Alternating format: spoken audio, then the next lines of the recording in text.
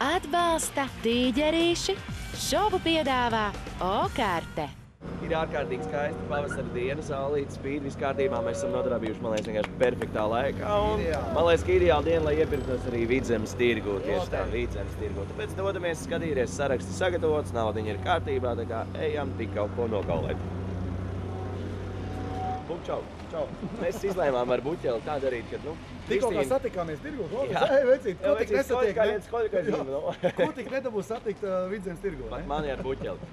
Bet vispār mēs izlēmām tā, ka mēs Kristīnu Edgari kaut kur atstājām. Viņi nav saimniecības precēm nekā nesaprot, tāpēc mēs ar Buķeli... Mēs ar Buķeli ķeramies pie lietas un nopirksim kaut ko saimniecisku. Kaut ko cūku aiznesu tikko. Wow. Tas tāds... Varbūt skrienam pakaļ un ņemam? Tas tāds normāls skats ir. Davai pērkam ko no saimniecības precēm. Tā, mums vajadzēs. Man ir lists. Paņem vēl vienu. Varbūt es... Jā, došu citu šeit skatam. Mums vajag 100 litru. Vēļas mīkstinātāju mums vajag vai nevajag? Veļas mīkstinātāju nevajag, tur vēl bija. Nevajag, labi. Švāmes veidīgi grīdus. Veļas ziepes vajadzētu kaut 30 kg. Ko lūdzu? Vai ir lielo masu? Lielo iedodat feiriju. Jā. Lielais feirija forši putoņi. Būs ko darīt vannā.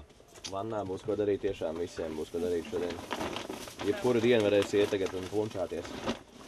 Mēs meiteņu dušām nekad nepērkam. Mēs parasti nepērkam džeku dušām vien metu kādus šampūnus. Meitenes taču nemazgājās, Mārtiņ, tak zini. Mums vajadzētu jums...